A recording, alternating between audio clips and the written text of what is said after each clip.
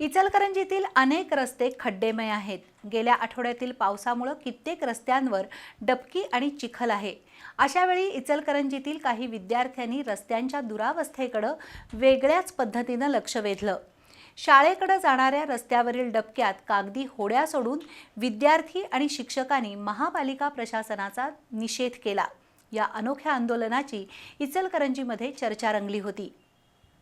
इचलकरंजी शहरात अनेक ठिकाणी भुयारी गटर योजनेसाठी रस्ते खोदण्यात आले आहेत, पण वेळेवर त्याची दुरुस्ती किंवा पॅचवर्क केलेलं नाही। परिणामी इचलकरंजीतील अनेक रस्ते डर्ट ट्रॅक बनले आहेत। डबक्यांनी व्यापलेल्या चिखलमय रस्त्यावरून जाताना लहान मोठे अपघातही होत आहेत। जुना चंदूर रस्त्यावर ज्ञानगंगा एज्युकेशन सोसायटीची न्यू विजन विद्यामंदिर ही शाळा आहे। मराठी आणि कन्नड माध्यम असलेल्या या शाळेमध्ये 150 विद्यार्थी शिक्षण घेत आहेत। या शाळेकडे जाणारा रस्ता गेल्या 6 महिन्यापूर्वी खोदण्यात आला, पण त्याची दुरुस्ती झाली नसल्यानं काळवट जमिनीत असलेल्या या रस्त्याची सध्या भीषण अवस्था आहे। चिखलानं बरबटलेल्या या रस्त्यावरून ये-जा करताना विद्यार्थी आणि पालक वैतागले आहेत। त्यामुळे आज चक्क रस्त्यावरील डबक्यांमध्ये कागदी होड्या सोडून शाळेच्या वतीनं महापालिका प्रशासनाचा निषेध करण्यात आला। सदर रस्त्याला आमची शाळा आहे। आम्हा सर्व मुलांना शाळेत येण्यास खूप त्रास होतो। तर रस्त्यावर पाणी साचल्याने चिखल होऊन अनेक प्रकारच्या आरोग्य निर्मिती तयार होतात।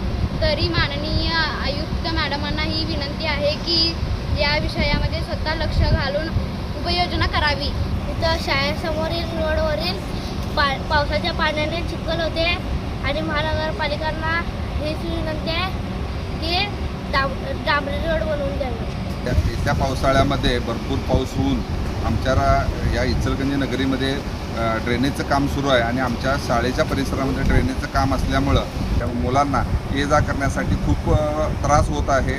त्याचबरोबर डबकी साचून त्याच्यामध्ये रोगराई पसरणारे जीवजंतू व डास पैदास मोठ्या प्रमाणात व्हाल्यात। त्या नगरपालिकेनं वैयक्तिक लक्ष घालून ह्या ठिकाणी ही समस्या सोडवावी। काही खट्याळ विद्यार्थ्यांनी तर डबक्यात उड्या मारून कागदी होड्या पाण्यात बुडवल्या। या होड्यांप्रमाणे आमचंही शिक्षण आणि आरोग्य बुडू लागलंय असा भाव त्यातून व्यक्त करण्यात आला। रस्त्यांच्या दुर्दशेबद्दल शाळेनं केलेल्या या अनोख्या आंदोलनाची आज इचलकरंजीमध्ये चर्चा रंगली होती।